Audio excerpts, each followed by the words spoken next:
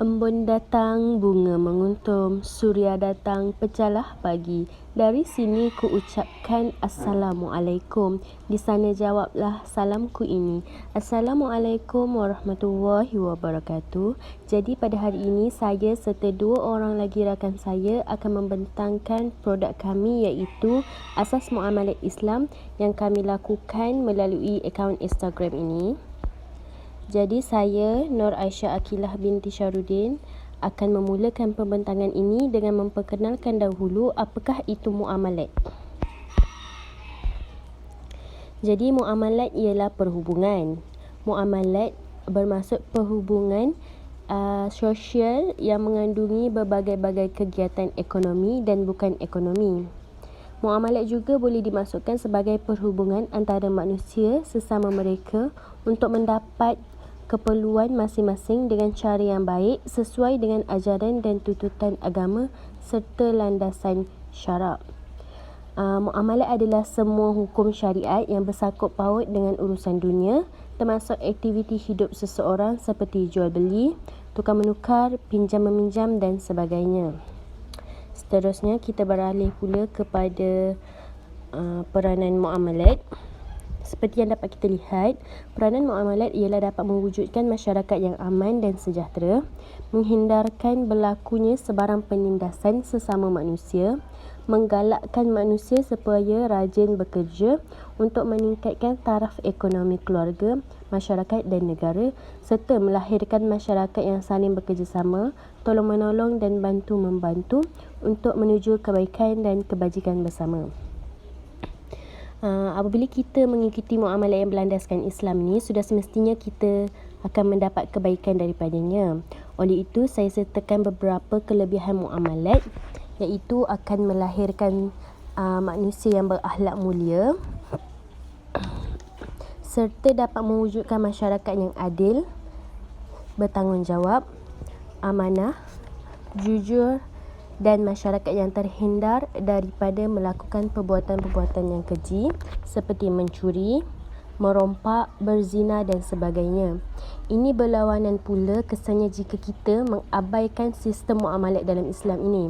Ia akan membawa kesan yang negatif seperti membawa kepada pergaduhan dan permusuhan, melahirkan sesebuah masyarakat yang tidak aman, melahirkan individu yang mementingkan diri sendiri, mendapat harta dengan cara yang tidak halal, menggunakan harta pada perkara-perkara yang tidak diredai oleh Allah dan membazir, serta melahirkan manusia yang bersifat tamak, kedekut dan sanggup menindas orang lain demi kepentingan diri sendiri.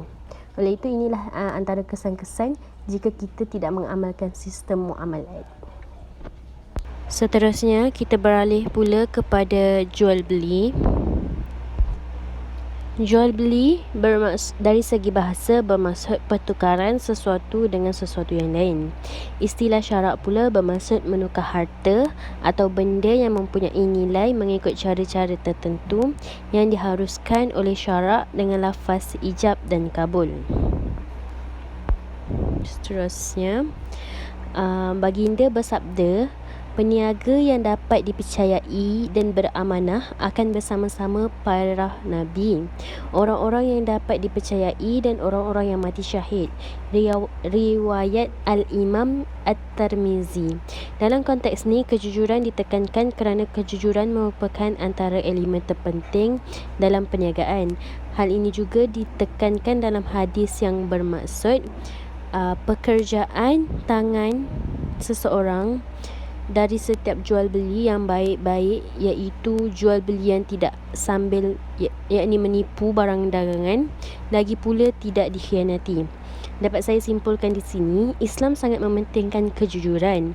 Kita boleh pelajari sikap ini dari kisah Nabi di mana pada suatu hari Rasulullah berjalan-jalan di kawasan pasar bandar Madinah. Baginda lalu di hadapan seorang peniaga yang menjual buah-buahan yang dilonggok-longgokkan. Rasulullah memeriksa buah-buahan itu dengan memasukkan tangannya ke dalam satu longgokan tersebut.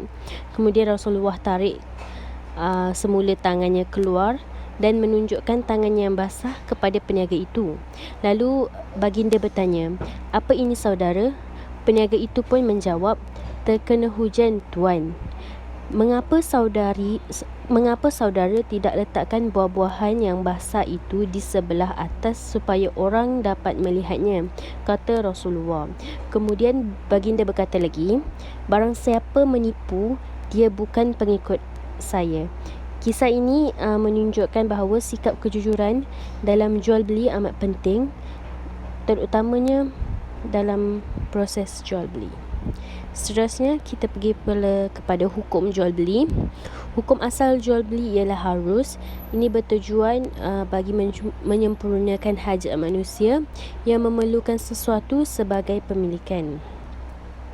Seterusnya kita lihat pula kepada rukun jual beli. Pertama sekali, sudah semestinya perlu ada penjual dan pembeli, di mana penjual dan pembeli ini haruslah mereka yang sudah baligh dan berakal. Penjual dan pembeli adalah dua orang individu yang berlainan, beragama Islam, terutamanya ketika melibatkan jual beli barang yang melibatkan Al-Quran, Al-Hadis dan kitab. Pembeli bukan seorang yang kafir harbi, iaitu yang diperangi jika barangan yang dibeli adalah peralatan senjata. Kedua, barang jualan. Barang jualan ini hendaklah wujud dan boleh diserahkan ketika akad jual beli, kecuali dalam dua jual beli, iaitu al-salam, yang ini yang bermaksud bayaran pendahuluan, dan al-istisna yang bermaksud tempahan. Barang jualan juga perlulah suci dan bersih, berfaedah menurut syarak dan bernilai menurut Islam. Diketahui oleh penjual dan pembeli tentang kadar, jenis dan sifatnya. Seterusnya kita pergi pula kepada rukun yang ketiga, iaitu harga. Barang yang dijual adalah bernilai atau laku dalam pasaran. Bayaran jelas jumlahnya. Jenis mata wang bayaran diketahui oleh penjual dan pembeli. Seterusnya yang keempat dan terakhir ialah ijab dan kabul. Ijab dan kabul ni kita dapat tahu seperti contoh penjual mengucapkan ijab seperti saya jual, dan pembeli akan mengucapkan saya beli, begitu. Seterusnya wujud persamaan ijab dan kabul walaupun berlainan lafaz. Seterusnya saya menjemput rakan saya Syazwani untuk menyambung perbincangan kami tentang pinjaman. Assalamualaikum warahmatullahi wabarakatuh. Baiklah, terima kasih saya ucapkan kepada saudari Nur Aqilah Syahruddin atas penjelasan tentang produk, maksud asas muamalat dan perkongsian tentang isu jual beli sebentar tadi. Sebelum saya pergi dengan lebih lanjut, saya akan memperkenalkan diri saya terlebih dahulu. Saya, Syazwani binti Syaidin, selaku ahli kumpulan Nirwalah Arza, akan membuat penerangan tentang beberapa isu yang terkandung dalam aspek muamalat. Saya akan menyambung isu yang dikupas oleh saudari Nur Aqilah sebentar tadi tentang jualan. Isu yang akan saya bangkitkan dalam penerangan ini dalam produk yang kami bina ini ialah pinjaman dan hutang. Apabila disebut tentang pinjaman dan hutang, sudah tentu semua sudah arif tentangnya. Namun begitu, pengetahuan saudara dan saudari sekalian mungkin hanya pengetahuan umum tentang kedua-dua isu ini. Maka, produk yang kami hasilkan ini akan memberikan penerangan yang mudah tentang kedua-dua isu ini, menurut garis panduan Islam. Bagi memudahkan masyarakat memahami dan tertarik dengan produk kami telah meringkaskan dan mempermudahkan isu yang dikupas. Begitu juga isu yang akan saya kupas ini. Saya akan terangkan sedikit tentang fungsi produk kami ini. Dalam produk kami, sesuatu topik diletak sebaris dan dibahagikan kepada 3 aspek, iaitu gambar yang pertama, definisi, yang kedua, dalil dan seterusnya ialah hukum. Ketiga-tiga aspek ini diletak dalam secara sebaris. Mudah bukan untuk difahami? Baiklah, saya sudah terangkan secara ringkas fungsi produk ini, maka sekarang saya akan bincangkan tentang maklumat yang terdapat dalam produk. Hadirin sekalian, kita bergerak pada isu dalam asas muamalat yang pertama, iaitu pinjaman. Dalam ketidakstabilan ekonomi ini, kita tidak asing lagi dengan isu pinjaman. Pinjaman yang kecil seperti pinjaman wang daripada rakan-rakan sehinggalah pinjaman yang besar seperti pinjaman pelajaran dan pinjaman perniagaan. Itu yang hadirin sekalian fahami tentang pinjaman. Namun begitu, apakah yang dimaksudkan dengan pinjaman? Bolehkah seseorang itu melakukan pinjaman? Dan adakah terdapat dalil yang menyentuh isu pinjaman ini? Baiklah, banyak persoalan yang timbul. Dalam produk ini, persoalan ini akan kami huraikan secara ringkas dan padat.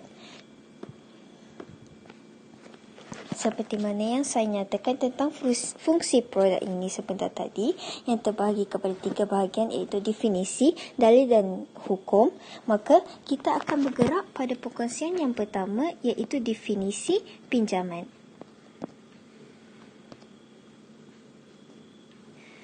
Baiklah, yang pertama ialah pengertian. Dari segi pengertian ini dibahagikan kepada dua segi, iaitu dari segi bahasa dan dari segi syarak. Dari segi bahasa, pinjaman ialah sesuatu yang dipinjam, pergi kemudiannya kembali. Ia juga bermaksud saling bertukar dan mengganti sesuatu. Dari istilah syarak pula, bermaksud mengambil manfaat daripada sesuatu barang tanpa membayar imbuhan. Ariyah adalah kontrak, memberi kebenaran kepada peminjam untuk menggunakan manfaat sahaja dan bukannya untuk tujuan pemilikan. Secara ringkasnya, pinjaman adalah anda mengeluarkan wang untuk diberikan kepada si peminjam.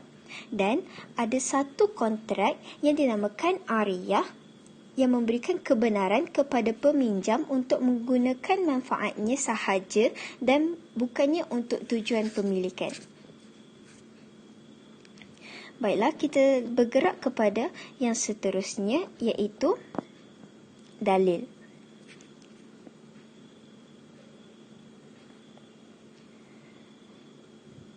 Baiklah, dalil Al-Quran tentang pinjaman atau al-ariyah masih berada dalam konsep tolong-menolong yang digalakkan dalam Islam.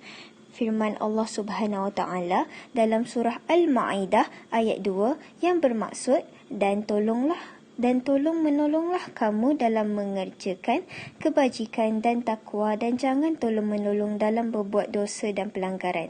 Di sini kita dapat ketahui bahawa tiada hadis yang jelas ditujukan tentang pinjaman atau ariyah ini. Namun kita dapat fahami bahawa pinjaman ini adalah satu pertolongan yang diberikan antara saudara sesama Islam. Maka dalam dalil ini jelas bahawa pinjaman ini merupakan galakan dan galakan supaya kita menolong orang dalam kesusahan dan membuat kebajikan. Baiklah, hukum pinjaman termasuk dalam dalil dalam surah Al-Ma'idah ayat 2 yang saya bacakan sebentar tadi. Maka hukum pinjaman adalah harus selaras dengan dalil Al-Quran dan hadis dari ijma' ulama'. Hadirin sekalian, kita bergerak kepada topik yang saya akan huraikan tentang isu seterusnya yang terdapat dalam produk kami iaitu isu hutang. Saya akan menerangkan isu hutang dan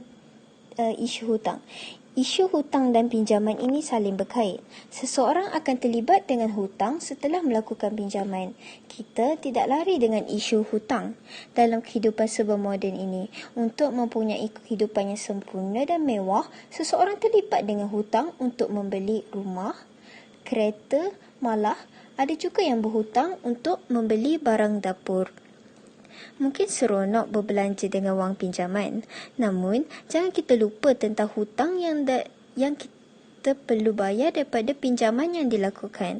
Dengan itu, dalam produk ini juga ada menggariskan tentang isu hutang menurut pandangan Islam dengan lebih lanjut dan mudah difahami. Baiklah, kita lihat pada perkongsian yang pertama tentang isu hutang, iaitu definisi hutang al-qard. Pengertian hutang dapat dibahagikan kepada dua juga, iaitu bahasa dan istilah syarak. Dari segi bahasa, bermaksud pengasingan sebahagian dari sesuatu.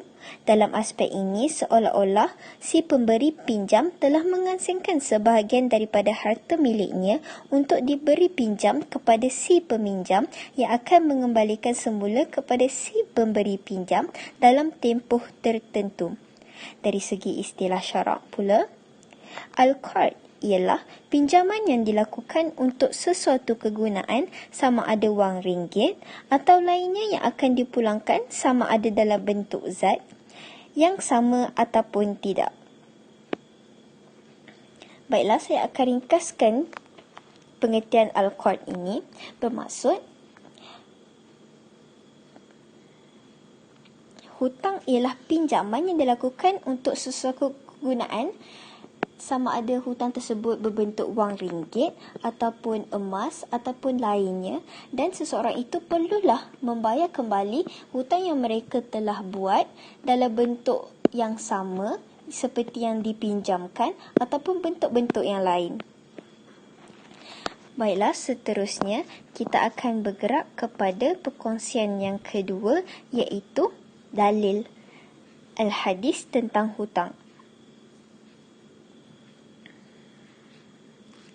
Baiklah hadirin sekalian, Allah telah menegaskan tentang hutang dalam surah Al-Baqarah ayat 282 sehingga satu muka surat penuh.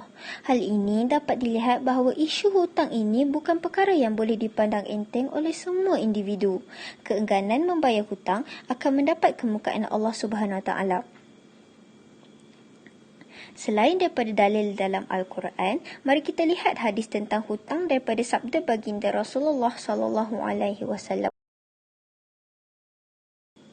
Baiklah, hadis daripada Nabi Muhammad sallallahu alaihi wasallam yang menyebut tentang Al-Qard, sabda baginda Rasulullah sallallahu alaihi wasallam yang bermaksud, sesiapa daripada kalangan orang Islam yang memberi pinjaman kepada orang Islam yang lain sebanyak 2 kali, maka seolah-olahnya dia telah memberi sedekah sebanyak sekali. Direkodkan oleh Ibnu Hibban.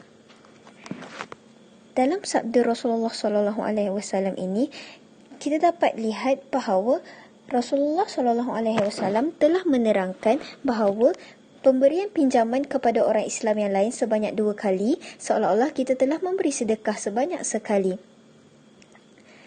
Selain itu, dalil Al-Quran selain surah Al-Baqarah ayat 282, ada ayat lain yang menyentuh tentang Al-Qard, antaranya firman Allah Subhanahu Wa Taala dalam surah Al-Baqarah ayat 245 yang bermaksud, siapakah yang mahu memberi pinjaman kepada Allah, pinjaman yang baik iaitu dengan mengeluarkan hartanya di jalan Allah, maka Allah akan melipat gandakan balasan baik kepadanya dengan lipat ganda yang banyak, dan Allah sahaja yang menyampaikan dan melampaukan rezeki, dan kepadanya kamu akan dikembalikan.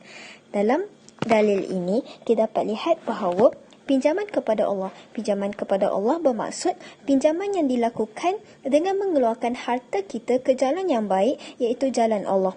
Maka sesiapa yang berbuat demikian, Allah akan melipat gandakan balasan baik kepadanya dan memberikan rezeki yang banyak kepada seseorang tersebut. Baiklah, seterusnya kita akan melihat tentang hukum Al-Qard. Hukum Al-Qard bagi pemberi pinjam dan yang meminjam adalah bergantung kepada keadaan mereka. Kadangkala hukumnya menjadi wajib dan kadangkala menjadi sunat dan sebagainya. Baiklah, bilakah yang menyatakan bahawa hukum Al-Qard ini akan menjadi wajib dan bilakah ia menjadi sunat, harus dan sebagainya? Hukum Al-Qard atas peminjam menjadi wajib sekiranya Orang yang hendak meminjam dalam keadaan terdesak untuk menyara hidupnya atau keluarganya, dan al-muqrid adalah orang yang mampu untuk memberi pinjaman. Maksudnya di sini bahawa jika kita melihat seseorang itu dalam keadaan terdesak, memerlukan wang, dan kita sebagai al-muqrid mampu dan mempunyai wang tersebut untuk memberi pinjaman, maka kita adalah wajib untuk memberi wang kita sebagai pinjaman kepada orang tersebut. Seterusnya, hukum hutang yang menjadi haram ke atas al-muqrid dengan memberi pinjaman kepada orang yang diyakini akan menggunakan pinjaman tersebut untuk melakukan perkara yang haram, seperti menggunakan wang pinjaman untuk berjudi dan sebagainya. Di sini kita lihat bahawa haram bagi diri kita untuk memberi pinjaman kepada seseorang jika kita mengetahui orang tersebut ingin menggunakan wang pinjaman tersebut ke arah maksiat, seperti berjudi dan sebagainya. Selain itu, hukum pinjaman menjadi sunat apabila memberi pinjaman kerana perbuatan tersebut boleh membantu menyelesaikan masalah kepada mereka yang memerlukan. Maksudnya di sini perbezaan antara hukum hutang sunat dan hukum hutang wajib. Kita sebagai peminjam mengetahui bahawa hukum menjadi sunat apabila kita sebagai peminjam mengetahui bahawa orang yang memerlukan pinjaman tersebut tidaklah terdesak, namun mereka ingin mereka ingin membantu, mereka ingin menyelesaikan masalah yang memerlukan wang. Baiklah, seterusnya, makruh. Hukum makruh akan terjadi dalam urusan memberi pinjaman sekiranya pinjaman diberi tidak mengikut keutamaan orang-orang yang ingin meminjam, dan juga menjadi makruh jika diyakini bahawa orang yang meminjam akan membazirkannya. Baiklah, kita sebagai peminjam menjadi makruh apabila kita memberi pinjaman dan kita tidak mengetahui bahawa pinjaman yang diberikan adalah mengikut keutamaan orang-orang yang ingin meminjam ataupun tidak, dan kita yakin bahawa orang yang meminjam akan membazirkan wang yang kita berikan. Seterusnya, harus memberi pinjaman jika urusan tersebut bukan untuk membantu orang yang berhajat tetapi hanya sekadar tujuan tertentu, seberi memberi pinjaman semata-mata pinjaman tersebut terjamin keselamatannya jika diberi pinjaman kepada sesiapa yang dipercayai. Di sini bermaksud hukum pinjaman menjadi harus apabila seseorang memberikan pinjaman kepada siapa sahaja yang mereka percayai. Seperti saya sebagai kawan ingin memberikan wang pinjaman kepada rakan saya yang lain. Hukum al-qard ke atas peminjam al-muqtarid. Baiklah, seterusnya terdapat juga hukum al-qard ke atas yang meminjam. Hukumnya menjadi wajib apabila orang yang meminjam sesuatu keperluan wajib. Meminjam sesuatu keperluan menjadi wajib jika pinjaman tersebut dilakukan untuk menyelamatkan nyawa seseorang. Contohnya, seperti saya ingin menyelamatkan nyawa seseorang yang dalam bahaya, saya wajib meminjam kepada orang lain, meminjam daripada orang lain. Seterusnya, haram ke atas seseorang yang ingin meminjam sesuatu untuk digunakan dalam perkara yang haram, seperti hukum al-qard ke atas si pemberi pinjam juga. Jika saya sebagai peminjam ingin melakukan perkara yang tidak baik atau perkara maksiat yang haram, maka saya juga haram melakukan pinjaman. Di sini kita dapat lihat bahawa pinjaman-pinjaman untuk berjudi atau pinjaman-pinjaman untuk pinjaman-pinjaman ke arah kemaksiatan adalah haram sama sekali. Seterusnya, sunat. Disunatkan meminjam untuk sesuatu keperluan jika perkara itu boleh mengurangkan bebanan yang tertanggung. Contohnya, saya tidak ada duit yang cukup untuk membeli keperluan dapur. Maka, jika saya ingin meminjam, hukumnya adalah sunat kerana saya akan mengurangkan bebanan yang saya tanggung. Baiklah, seterusnya makruh. Makruh hukumnya jika meminjam sesuatu semata-mata untuk berlebih-lebihan dalam sesuatu perkara. Baiklah, seperti hukum makruh terjadi apabila, sebagai contoh, saya ingin membeli satu pakaian walaupun pakaian itu bukan suatu keperluan saya, dan jika saya meminjam wang daripada seseorang, maka hukumnya adalah makruh kerana saya ingin berlebih-lebihan dalam sesuatu perkara, padahal saya boleh saja memakai baju yang sedia ada. Seterusnya, hukum peminjam menjadi harus apabila meminjam sesuatu keperluan sekiranya berhajat dan hajat tersebut tidak sampai ke tahap sunat atau wajib.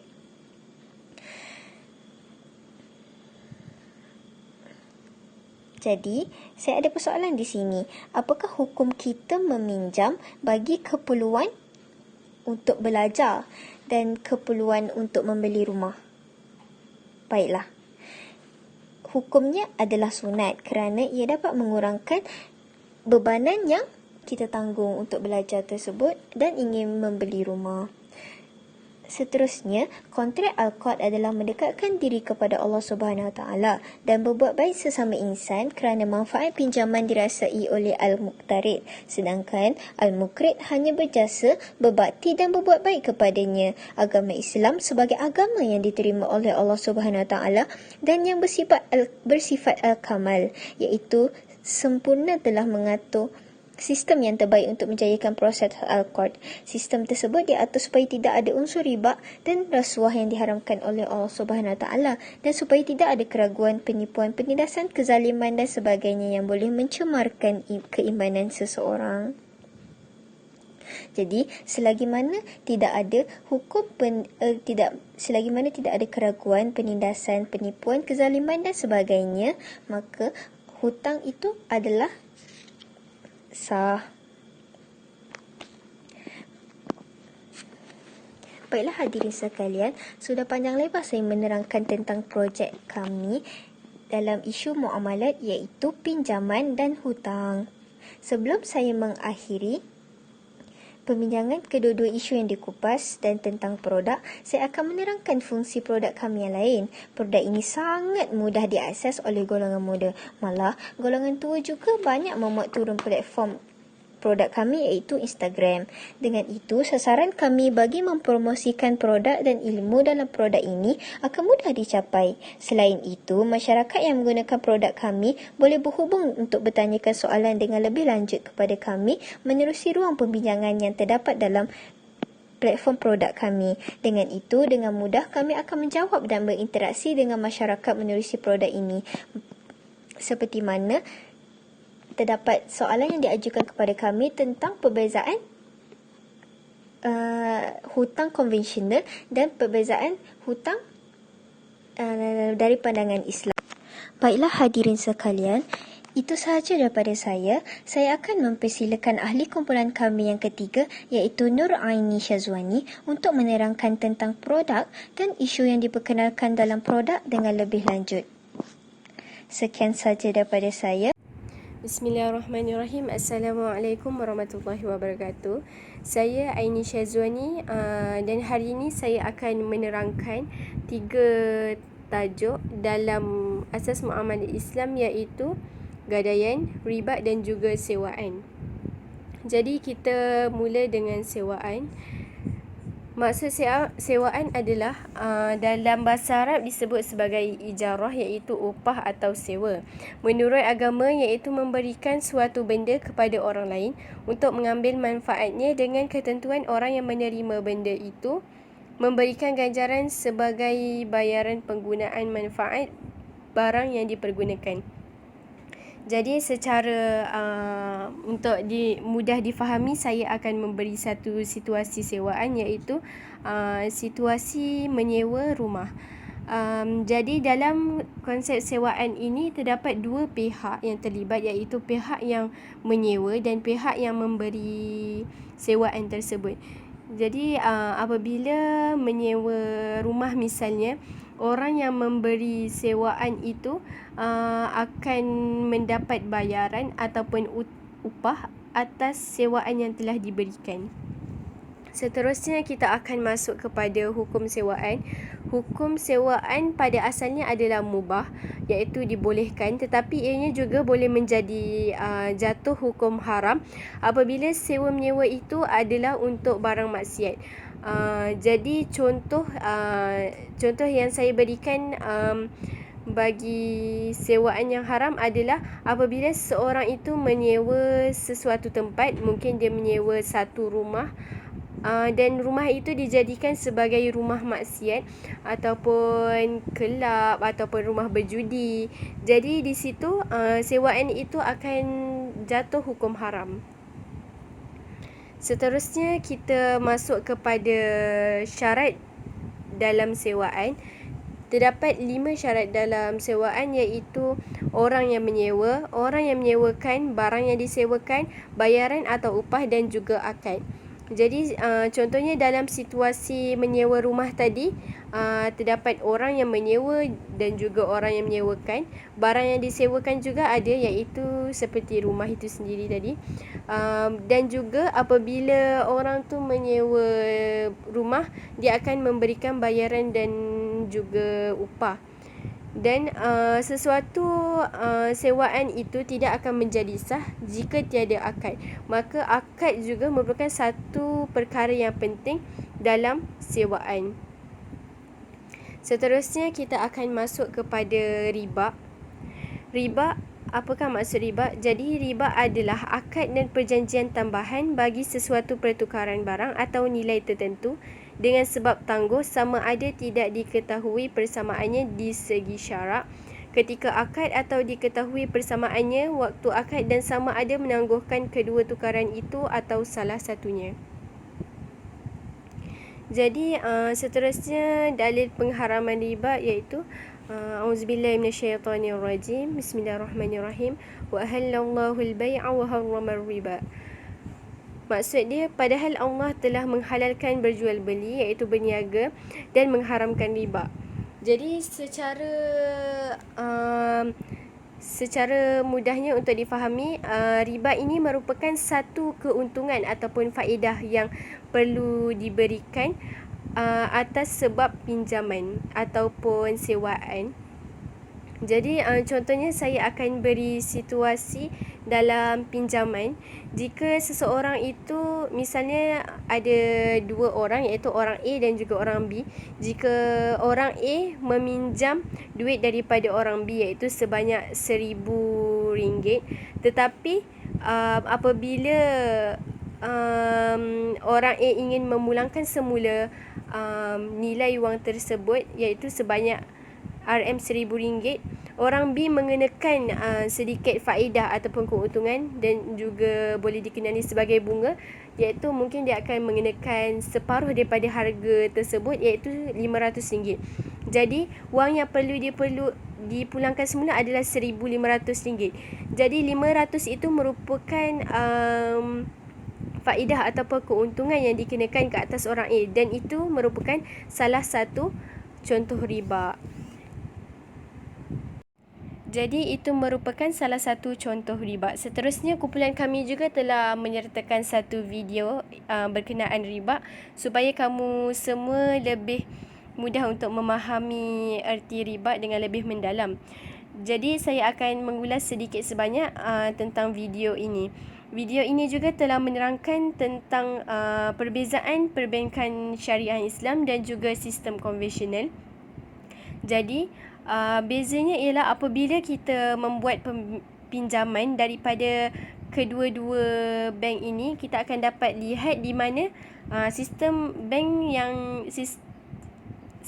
bank konvensional mengenakan faedah ataupun riba, manakala sistem perbankan Islam tidak mengenakan sebarang bunga ataupun faedah yang juga dikenali sebagai riba. Seterusnya saya akan menerangkan pula tentang gadaian. Gadaian ataupun ar-rahnu maksudnya menjadikan sesuatu barang sebagai cagaran kepada sesuatu hutang buat menjelaskan hutang itu ketika tiada kuasa membayarnya. Jadi saya akan bagi contoh situasi untuk gadaian di mana terdapat dua orang, iaitu orang yang menggadaikan barangnya dan juga penerima gadai. Jadi orang yang menggadaikan barangnya iaitu misalnya dia menggadaikan barangnya gelang emas dan dia akan memperoleh sejumlah wang dan wang itu adalah untuk keperluannya, misalnya mungkin untuk keperluan kos rawatan anak dia, dan dia perlu membayar hutang itu dalam tempoh masa yang ditetapkan, dan apabila dia berjaya membayar hutang tersebut, dia akan memperoleh semula barang cagarannya iaitu gelang emas. Seterusnya kita lihat kepada hukum gadaian. Hukum ar-rahnu atau gadaian adalah harus berdasarkan dalil Al-Quran dan Al-Hadis serta ijma' ulama'. Berikut disertakan dalil tentang keharusan tersebut. Jika kamu dalam musafir lalu kamu berhutang, sedang kamu tidak memperoleh seorang penulis, hendaklah diadakan barang gadaian yang dipegang atau pemiutang. Daripada surah Al-Baqarah. Seterusnya, kita akan lihat rukun gadaian. Terdapat 5 rukun gadaian iaitu Al-Rahin, penggadai, dan Al-Murtahin, pemegang gadai. Yang kedua adalah Al-Marhun, barang yang digadai. Ketiga adalah Al-Marhum bih, hutang. Keempat adalah Sirah, iaitu lafaz kontrak. Jadi, seperti situasi yang saya berikan tadi, situasi tersebut mengandungi kesemua rukun gadaian ini iaitu Al-Rahin, penggadai. Penggadai itu adalah orang yang meletakkan gelang emas tersebut, manakala pemegang gadai adalah orang yang memegang gelang emas tersebut buat masa tertentu dan memberikan sejumlah wang kepada penggadai.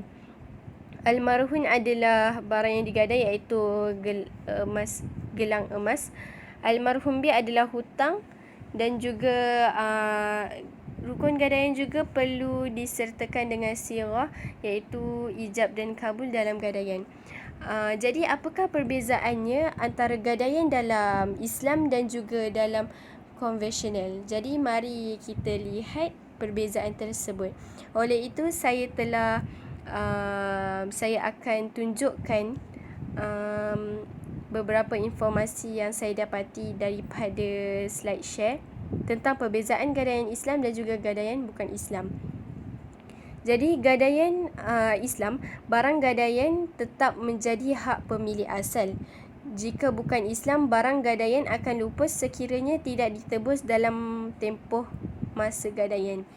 Jadi kalau dalam Islam, walaupun tempoh masa tersebut telah melebihi tempoh gadaian, tetapi barang tersebut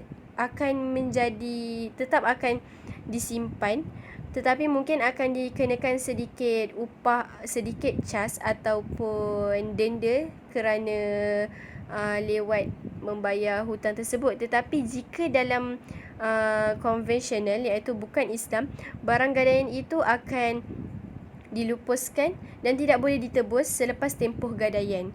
Dan dalam Islam juga tempoh gadaian boleh dirunding ataupun boleh dibincangkan antara pihak penggadai dan juga pihak pemegang gadai. Tetapi untuk gadaian bukan Islam ataupun konvensional, tiada kompromi untuk tempoh gadaian. Seterusnya, perbezaannya adalah cara pembayaran melalui nilai barang dan upah bagi gadaian Islam. Tetapi bagi gadaian konvensional, cara pembayaran melalui nilai barang termasuk faedah. Jadi di sini kita dapat lihat faedah itu merupakan salah satu riba yang terdapat dalam gadaian. Kalau dalam Islam, sebenarnya kita dapat lihat bahawa upah dan faedah mungkin kita akan rasa itu merupakan satu perkara yang sama, tetapi ianya merupakan perkara yang berbeza kerana upah dalam gadaian ini merupakan upah upah untuk membayar pemegang gadai sebagai usahanya dalam memegang ataupun menjaga kita punya barang cagaran. Tetapi kalau untuk gadaian konvensional, itu merupakan riba ataupun merupakan satu bayaran lebih yang dikenakan ke atas penggadai. Perbezaan yang seterusnya adalah Kalau gadaian Islam membantu meringankan kesusahan, tetapi gadaian bukan Islam membebankan kerana membayar faedah dan terdapat unsur-unsur riba atau gharar. Jadi di sini kita dapat lihat bahawa sistem Islam dalam muamalat lebih memudahkan, lebih meringankan dan lebih baik daripada sistem gadaian bukan Islam. Bukan dalam gadaian saja, tapi dalam sewaan, dalam riba. Kerana riba ini banyak dikenakan dalam sistem konvensional. Jadi kita dapat simpulkan bahawa sistem muamal Islam jauh lebih baik daripada sistem konvensional. Sekian, terima kasih.